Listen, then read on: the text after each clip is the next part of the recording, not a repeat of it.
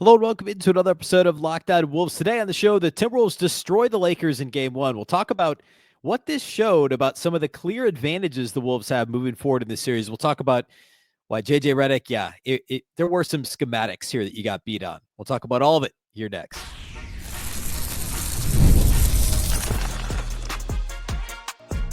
You are Locked On Timberwolves, your daily Minnesota Timberwolves podcast, part of the Locked On Podcast Network. Your team every day. Hello and welcome to the Locked On Wolves podcast, part of the Locked On Podcast Network, your team every day. My name is Ben Beecken. I'm the host of Locked On Wolves. Today's episode is brought to you by FanDuel.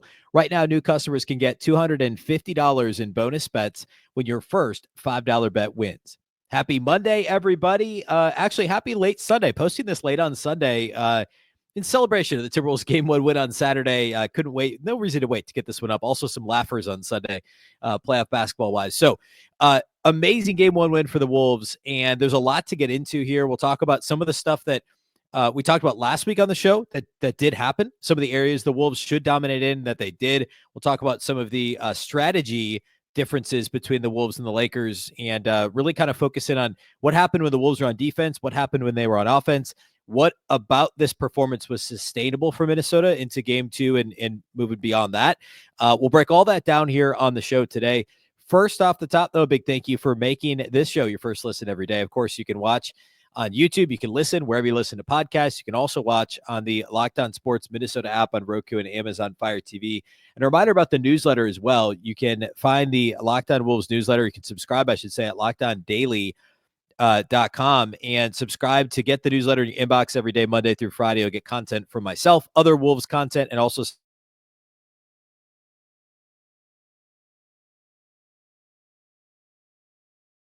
all right. So much to unpack here.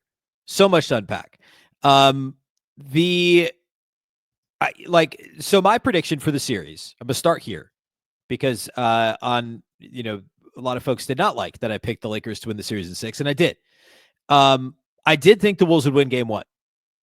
And I was very impressed with how the Wolves won Game 1. Minnesota, of course, winning by 22.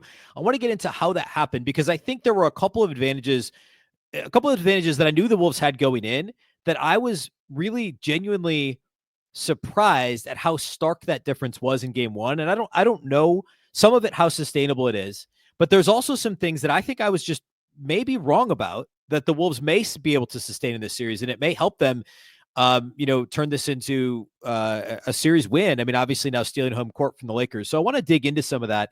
The first most obvious thing, and this is like, the really surface level analysis here that is also accurate, is the Wolves played harder than the Lakers. Outside of the first, 8-9 minutes of the game, Minnesota just played a lot harder than the Lakers.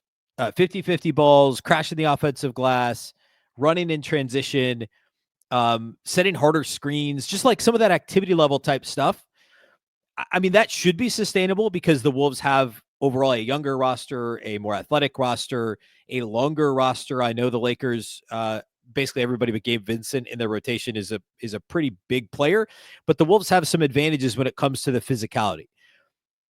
All that to say, the Lakers should play harder moving forward. So I don't know that gap is always going to be as wide as it was in this game. That's the first and most obvious thing we have to talk about. The other thing that there's also a couple other categories that the Wolves should have dominated in, and they did do very well in. Offensive rebounding. I know ultimately for the game, the Lakers had more offensive rebounds. That was really skewed toward the end in garbage time. Like Alex Len got 3 offensive rebounds in 3 minutes. Dalton Connect got 2. Like before garbage time, Minnesota out offensive rebounded the Lakers like 11-6 or something like that for the game. So don't believe the box score there. The Wolves won the offensive rebound battle. They certainly won the second chance point opportunity battle. And then also in transition, something else we called out in the preview. The Timberwolves dominated in transition. They had 25 fast break points. Lakers had 6, and 25 doesn't do it justice. That doesn't take into account the secondary break opportunities, kind of the semi-transition, right? When you get down the floor, you have numbers, but you wait and you get a trail 3 out of it. Or you get a second side attack on a defense that's still recovering and is maybe cross-matched because, or mismatched because somebody had to pick somebody else up in transition. You get a bucket out of that. It doesn't count as a fast break opportunity. but it's essentially fast break points because you push the pace, you force the mismatch, and you scored off of it. And those are all things that the Wolves' activity, it led to that. The other thing we talked about, let's see, we talked offensive rebound, we talked fast breaks, being opportunistic off of turnovers, which goes along with the fast break points. Minnesota had 18 points on 13 LA turnovers, which isn't like an astoundingly great number, but the Wolves only gave up 9 Laker points on 10 Minnesota turnovers. So they beat the Lakers in that category. And then the other thing would be 3-point shooting. That's something else we talked about coming into this series as an advantage the Wolves would have. Like I have them right in front of me. My keys that I thought would help the Wolves when the Wolves have the ball: transition opportunities, check; offensive rebounding, check; the 3-point line. And I know the Wolves aren't going to shoot 50% for the series. They just aren't. That's not going to happen. But they got 21 made threes on 42 opportunities, and a huge number of those were wide open. I saw the number floating around, and I don't have it in front of me, but they got a bunch of wide open opportunities. Of course, they're going to make those at a higher clip. We're going to talk about what the Lakers messed up in order to allow the Wolves to get some of those open chances from outside the arc. But the Wolves also generated some of those, some in transition, and some off of those offensive rebound opportunities that we talked about. And again, as we talked about in the preview show, this was an area the Wolves should dominate in because the Lakers aren't great at defending the 3-point line. The Lakers were 20th in the NBA in terms of frequency of above the break 3-point opportunities allowed, and 19th in overall 3-point opportunities allowed for opponents. 39% of opponent shot attempts were threes this season for the Lakers. That's not a good number. And we know Minnesota shoots a bunch of threes. They were 6th in 3-point frequency and 6th in non-corner threes frequency. Accuracy-wise, the Lakers were 17th in above-the-break 3-point opportunities accuracy-wise. What does that tell you? It tells you they're leaving a lot of guys open above the break for threes. And again, the Wolves are really good at shooting above the break threes. Naz Reid, Nickeil Alexander-Walker, Anthony Edwards. These dudes knock down above the break threes. The Lakers are 17th in opponent accuracy on above the break threes, and they're 20th in opponent frequency in above the break threes. And both of those numbers have gotten worse with Luka Doncic. I know the Lakers defense overall has been better since the trade, marginally so, but certainly better than I expected after acquiring Luka Doncic and trading away Anthony Davis. But they've allowed more 3-point opportunities, especially above the break, and allowed more 3-point makes, especially above the break, since the Luka Doncic trade. Part of this is a shifting defensive philosophy where they're packing the paint, they're playing the gaps, they're trying to show bodies to perimeter the guys at the point of attack that are trying to drive the lane, like Anthony Edwards. And then what happens? Well, you're packing the paint, so you're leaving those driving kicks to the slot wide open. That's exactly what happened to the Lakers in this game. Minnesota took advantage of that, which actually is a great segue to the next point I want to make, which is I enjoyed JJ Redick at the before the fourth quarter interview on ABC, and then also post-game in his press conference a couple of times brought up how he didn't think it was schematics that got the Lakers in this one, which is great because it's simultaneously, it's not my fault, it's their fault, meaning his own players. And also, like, I didn't get out coached, right? Which I guess is kind of the same thing. I didn't get out coached. I don't think it was schematics. I mean, he's right. The Wolves played harder than the Lakers. We've already identified that. But schematically speaking, if that's the word we're going to go with, that JJ wants to use here, the Wolves Chris Finch did out coach JJ Redick. There were some issues with how the Lakers thought they would attack the Wolves on the other end of the floor. So I want to put a bow on the offensive side for Minnesota, which again, schematically speaking, they gave up way too many wide open above the break threes. And I know maybe that wasn't quite the game plan, but it sure seemed like they were okay with leaving Naz Reid open. Didn't seem like a smart game plan. And I know they were okay with leaving Jaden McDaniels open, but probably not as open as he was. And also Jaden made some tough shots.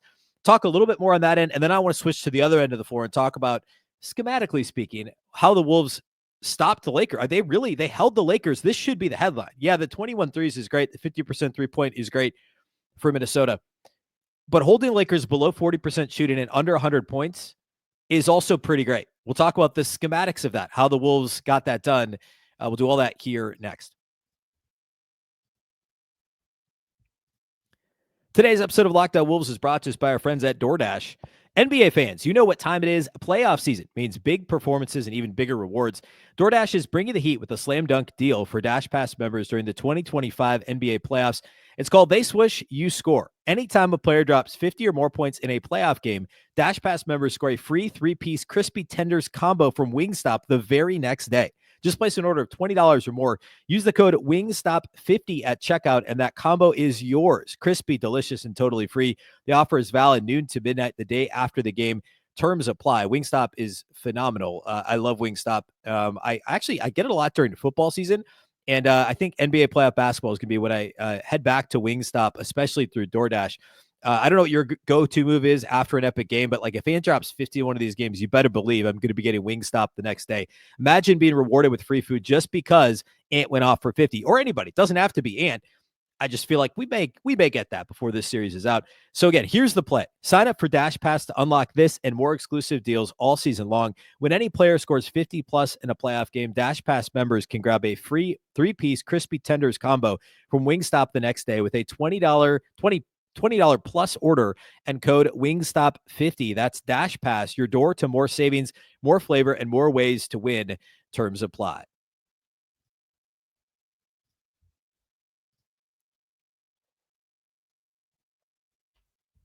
All right. Let's see. We talked Wolves on offense. A couple more points there. The Lakers did not switch. They don't like to switch in general. They still tried to avoid switching in this game. And the Wolves took advantage of that. I mean, LA was just kind of behind the play too often. The Wolves would set a screen. The Lakers would like try to not switch, but then maybe try and switch. Like there was a lot of late switching that the Lakers attempted when they realized they were in trouble, or they had guys just trailing the play. Like the Wolves would run a dribble handoff. Somebody would go around the handoff, around what's effectively a screen, and just be behind the play, whether it was Nikhil attacking or Naz attacking or Ant attacking. Just didn't seem like a smart choice from LA. And again, that plus packing the paint allowed Minnesota to get really kind of uncontested forays to the rim. And they missed some layups in this game too. I mean, it could have been a lot worse, a lot earlier for the Lakers. Like Ant missed 3-4 layups. Nikhil missed a couple of layups. Nikhil got a wedgie on a layup that led to a jump ball at midcourt. Naz missed a layup. There was a lot of those opportunities that really the Wolves should have converted. And the Lakers, just their defensive game plan was not very good. Also, I want to point out, I was wrong when I posted, I was wrong. I'll say I was wrong. On X after the game, I posted that the Wolves got anywhere from pedestrian to poor or something like that performances from Randle, Gobert, and Ant, and still came out with a 22-point win. Ant did not. I would say Ant was better than pedestrian. Going back and rewatching the game, he was really decisive. And that's exactly how we always talk about how Ant needs to play. I mean, yeah, Luka had 37 on 22 shots, a bit more efficient than Ant's 22 on 22 shots, but he also just blew some bunnies that he normally makes. He also probably should have gotten to the line a couple of times and didn't. He only shot 2 free throws in this game, despite the fact he shot 13 twos, but Ant was 4 of 13 on 2-point shots. That's abnormal for Anthony Edwards. Also shooting 2 free throws is abnormal for Anthony Edwards. Both of those things should swing back the other direction. And of course, the 9 assists to 1 turnover is phenomenal for Anthony Edwards. So I want to credit him and just, I should have been a little bit more, I should have praised him more on my post on Twitter, on X, when I mentioned that, because I thought the decision making, again, going back and watching how quick he was like, oh, I got Austin Reeves, I'm going. I can kick this to the corner. There was a possession where he forced a shot, got an offensive rebound. I think this was second quarter when the Wolves were making their initial run. He got his own rebound and immediately kicked it to Naz Reid for an open 3. Just such a smart, quick, decisive move when Ant's not going right, he'll try and go right back up with that into a crowd of defenders and want to foul and not get it and whatever. This was exactly the right play from Anthony Edwards. And time and time again in this game, if you go back and watch the passes he made versus the shots he took, he maybe forced 3 shots in the game. And he missed a lot of easy shots, which does count. And that's why I say it wasn't like his best game ever. But if he makes those at a normal rate, like we're talking basically a 30-point game on 22 shots, plus 9 assists, 8 rebounds, and only 1 turnover. This was a really good Anthony Edwards performance. I would say above a better than solid Anthony Edwards performance. And it turns into a really great one if he just makes some of those easier shots. And so I was wrong about that on Twitter. I thought he played well. I thought the Lakers, I don't know what they were doing defensively at times. Like Rui Hachimura certainly had some decent possessions against Ant, but I don't know that anybody else really did if you're the Lakers. Let's see. We talked about offensive rebounding. We talked about the activity level. We talked about the kick out for open threes. The open threes the Wolves got both in transition and off of offensive rebounds. And then also driving seams where the Lakers were trying to pack the paint. But if you pack the paint too much, there were some great examples of, there was one where I think it was Ant, or maybe it was Julius Randle. I think it was Ant drove like to the right side and there were 3 guys around him and he just kicked it one pass away. I think Luka was guarding Nas in the corner and Luka was just completely sagged off him and like had a foot in the paint. Like that's an easy catch and shoot. Nas is like almost 50% unguarded in the corners. Like he's not going to miss that shot. So like that stuff, again, I go back to schematics. Like that felt like maybe that was just being misplayed by the Lakers, but it happens so much. You have to go back to what was JJ Redick telling them to do? Was he telling them to leave Nas Reid open? Was he telling them we'd rather have 3 on Ant and nobody on Nas? Like it just, to me, is very odd. And that's a pretty good place to switch over to the other side of the ball. And actually, like, I have more notes on the Wolves defensively because I was so impressed with how they played defensively. I really wanted to start with how the Wolves hit all the things we talked about in the preview on offense. On the other side of the floor, the Lakers were obviously trying to get Rudy into switches and attack him, which is a little silly if that's like your first option. I mean, yeah, Luka on Rudy. Luka should score more often than not. Like that should be a win for the Lakers. But what the Wolves were doing is just they were playing drop, but then switching back whenever they could. So there were some times where Rudy got switched on the perimeter and Luka did beat him a couple times. Rudy stopped Luka a couple times. And then if they were able to switch back, they would. And if it wasn't Luka, if it was LeBron, like Rudy shut down, like Rudy blocked LeBron at the rim in this game. He also blocked Rui Hachimura, tried to dunk over him, and he blocked him. Rudy more than held his own defensively. And I know people are going to focus at the box score on the 2 points on 2 shots for Rudy Gobert, 6 rebounds. I don't know how he only got credited with 1 block. He definitely had at least 2 blocks in this game because he blocked LeBron and he blocked Rui, unless they didn't credit him with 1 on Hachimura's dunk. But he should have gotten 1. Rudy's ability and drop obviously is great. And that's what the Wolves just decided to do, that and then switch back. And if they weren't playing drop, they were just switching on the perimeter. And Minnesota was more than comfortable. And again, switching back. The activity level, not just activity level, but awareness of the opportunities when they could switch back and get Jaden back on the ball. And then you still have Rudy back at the rim to protect the rim. And his presence, I mean, Austin Reeves missed a couple of bunnies in this game. LeBron missed some shots he normally would make. We saw Hachimura try some tough shots. Like we saw some botched lobs to Jackson Hayes. Hayes was only on the floor for 8 minutes, and the Lakers messed up at least 2 lob attempts to him because of how the Wolves were defending this. They were trying to switch back to allow Rudy to still protect the paint. And then the other thing along with this is Jaden McDaniels was not letting himself get switched off of Luka. He was basically bear hugging Doncic on the perimeter, and the Lakers were not setting good screens. And that allowed McDaniels to fight through everything to stay attached to Luka. And his length, this is exactly how the Wolves draw it up when it comes to Jaden guarding Luka Doncic. And it's why that he was supposed to be the primary last year in the conference finals when Luka was on the Mavs. The length should bother Luka, and it did at times. He did a really good job of just getting his length in the way, fighting through screens, and allowing his presence to disrupt Luka Doncic's shot attempts from the perimeter. I also want to shout out Julius Randle. I know people are going to focus again, if you're box score watching, Julius Randle had 7 turnovers and, only 5 rebounds in this game. Julius Randle was pretty solid, and defensively, he was great. He was on Luka for multiple possessions, and I don't think Luka scored on it. He had some really solid possessions on Luka, just stabbing at the basketball on the perimeter, being physical when he tried to back him down. Again, you're not going to stop Luka Doncic. But if you can force him to be somewhat ineffective or at least somewhat inefficient, and I know in this game he still ended up being efficient. They forced 5 turnovers. They frustrated him. I mean, Julius Randle, I thought, did great when he was on Luka Doncic in this game. The other thing that we were keeping an eye out for was, how does Mike Conley do in this game? Does he get overextended? I was never really worried that Chris Finch was going to allow him to play too many minutes, but would he, quote unquote, get played off the floor because of his size, because of his lack of, at this point, athleticism and, just being a good team defender, but not a great one-on-one defender anymore?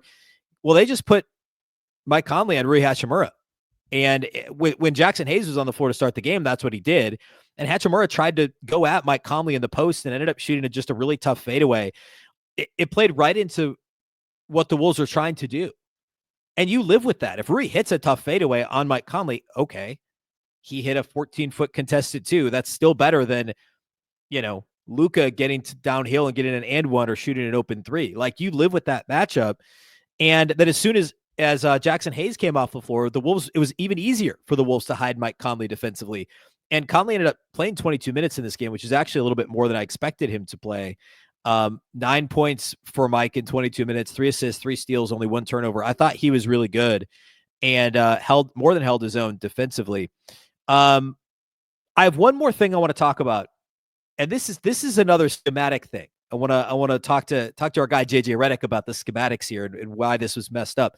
We'll do that here next. We'll do a quick studs and duds. We'll talk about a little bit about what from this performance was sustainable or should be sustainable moving forward for Minnesota, and that's how we'll close out the show here today.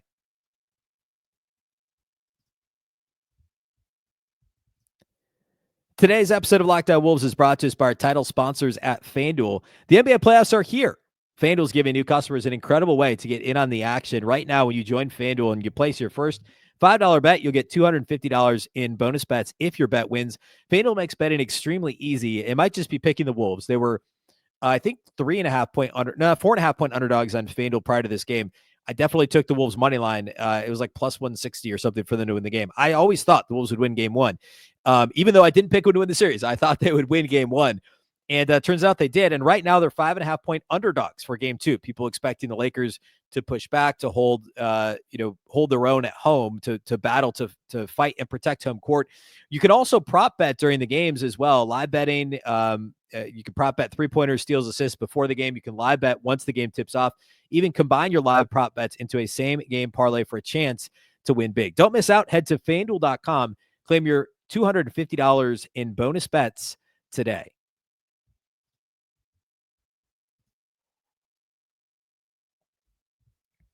Okay, one last schematics thing. I think I've set a world record for a number of times to say schematics in a 30-minute podcast, but I just really, JJ got me with that one yesterday. It was really great. So the Lakers played into the Wolves' hands a bit when they were on offense. They ran a ton of dribble handoffs, which allows the Wolves, they wanted to play drop, allows the Wolves to start and drop, and then to switch whenever they want and switch back whenever they want. Because, with the dribble handoff, you don't have to worry about the roll. And this is partly a personnel thing, but it's also something the Lakers could schematically avoid putting themselves in this position. It helps Minnesota because the Lakers don't have any roll bigs. If Jackson Hayes isn't a great roll big anyway, but that's the type of big he's supposed to be, and can be effective doing that. Turns out he isn't against Rudy Gobert, and only played 8 minutes in this game. But go back to the conference finals last year at Dallas, and the bigs that were on the Dallas team that could beat the Wolves in that same fashion. Gafford among others, Derek Jones Jr. Those dudes are athletic, they're long, and it's a pick your poison situation, right? That Luka lob to the lob big in a pick and roll situation. The Lakers are just running dribble handoff, over and over and over and over. There's no motion to stretch the Wolves vertically there. They're not worried about a roll man dunking on somebody because they know that's not about to happen when it's Rui Hachimura and LeBron James setting these screens or initiating the dribble handoff and setting the screen.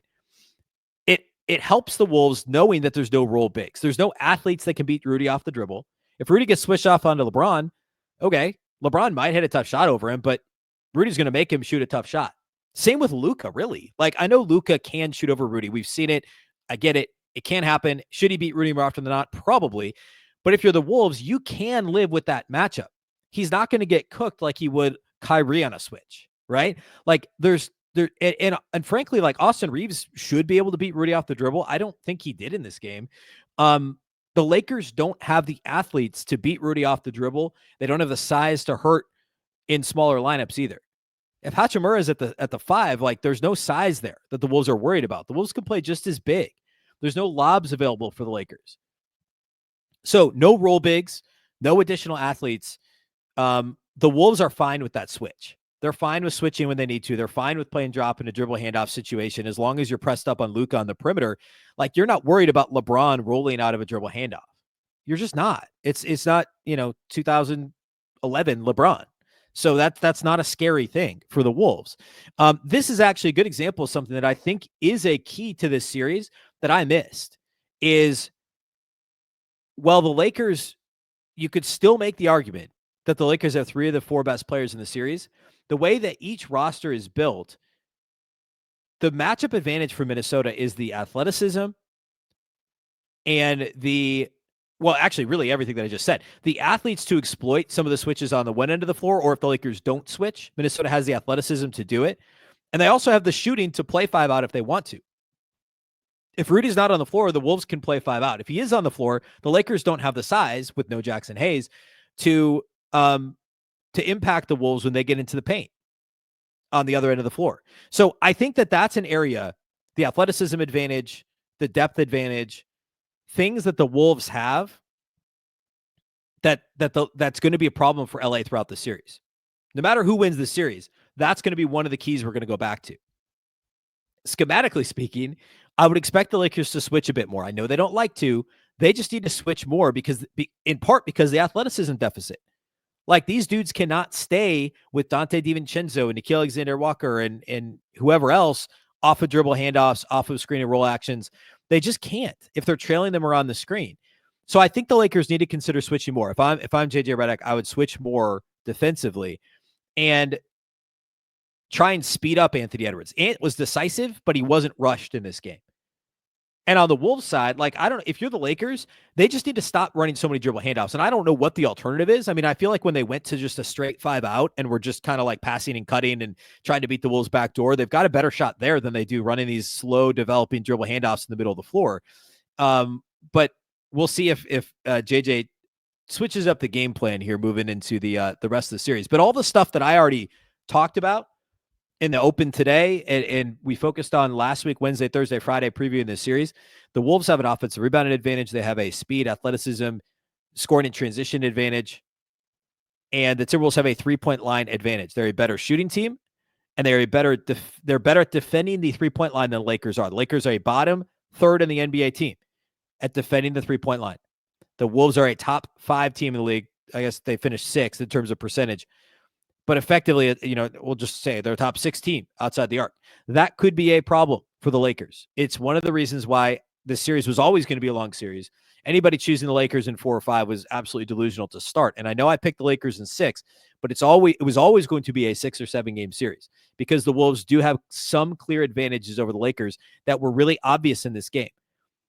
The not playing hard enough piece of things, well, that's certainly what got us to a 22-point deficit for the Lakers, 22-point scoring final score margin in this one. Real quick, studs and duds, pretty obvious in this one. Reid was awesome. 23 points on 12 shots for the Wolves, 6 of 9 outside the arc. The Lakers just chose to not guard him from 3. That's probably going to change in the next game. Schematically, I would change it if I were JJ Redick. 5 boards, 2 assists, a couple of blocks for Nas, was a plus 13 off the bench, was really, really great. Jaden McDaniels was probably the best player on the floor for either team in this game, and I should have spent more time on him earlier. This feels like maybe it's a tomorrow, spend more time on Tuesday's show on Jaden. 25 points on 13 shots. Has to be one of the most efficient games of his career. 3 of 3 on 3-point shots. That means he was 8 of 10 inside the arc, 9 rebounds, 4 offensive rebounds, 2 assists and a steal, no turnovers, a game high plus 27 in a game that the Wolves won by 22 points. Just an awesome Jaden McDaniels performance. He was scoring early when the Wolves couldn't score. He was scoring late when the Wolves were pouring it on. He was defending his face-off against Luka Doncic. Just a fantastic Jaden McDaniels performance. Like, just awesome. Third stud, it's got to be Anthony Edwards. We talked about if he just makes some of those layups, this is a great performance. 22 points, 9 assists, 8 rebounds, 8 of 22 shooting, 4 of 9 on threes, and just 4 of 11 on twos in this game. 4 of 13 on twos for Anthony Edwards. 2 of 2 at the line. Only 1 turnover for Ant in this one, a plus 21 in a game the Wolves won by 22. A really strong Ant performance, to be sure. And I think we're going to get one explosion. I talked about, do we get a 50-point Ant game in this series? I don't know about 50. He's going to have at least one big scoring game in this series. And this was a really well-balanced game. I thought he was solid defensively, too. Was pretty locked in. I don't have any duds for the Wolves. Minnesota only played an 8-man rotation. Jalen Clark was not part of the rotation. And he was Nickeil was good. I know the numbers, like he was 1 of 6 on threes. I thought he played well. He missed a couple shots he normally makes. He missed a layup. but he was really good defensively, was active, moved the ball well offensively, played well. We talked about Conley. Rudy didn't do anything offensively. That was more on the Wolves early, not moving the ball the way they should early in the game and finding him when there were some lob opportunities. Rudy was really good defensively outside of being in foul trouble early and ultimately playing 24 minutes. It wasn't because he was being played off the floor. It's because he was in foul trouble early and late. They didn't necessarily need him on the floor. They were pouring it on offensively with a smaller lineup, so he didn't need to be out there. Really strong game all the way around. No duds in this one for me. Tuesday's show, we're going to talk about a couple of things I just mentioned. So we're going to talk some individual performances. We'll talk about Jaden McDaniels. We'll talk about what I liked about Julius Randle's performance, and we'll get you ready for game 2. I'll give you a pick for Tuesday night's game as well. We'll, anything notable from the other games around the league as we head into Tuesday night, we'll talk about as well. Later in the week, the plan is to hopefully still have Jack Borman back on the show. He was on Friday's show. We'll break down the first 2 games. He's on the scene in LA. If you missed the postcast last night, it's live on Locked On Sports Minnesota on YouTube after every game of the playoffs. Luke Inman and Jack Borman will be live, so check that out again Tuesday night. If you missed it live on Saturday night, you can find the postcast. The recording of that is the episode before this one in your audio feed. So your Locked On Wolves audio feed, you'll get the recording of the live podcast from Luke and Jack that follows each and every game of the postseason. That's all we got for you today. Big thank you for making Locked On Wolves your first listen every day. Of course, this show is free and available everywhere.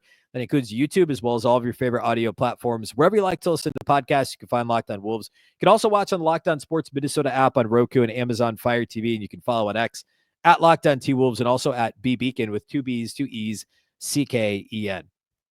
You can also subscribe to the Locked On Wolves newsletter. Of course, the Wolves appear to be more than ready for playoff basketball. Locked On Wolves has you covered every step of the way. Subscribe to the Locked On Wolves podcast newsletter for expert analysis, insider insights, and all the playoff action delivered straight to your inbox for free. And as a subscriber, you're entered to win one of these 3 amazing prizes. Get a $2,500 Best Buy gift card, a $300 Game Time gift card, or a $200 Fanatics gift card. You're entered to win one of those 3 prizes.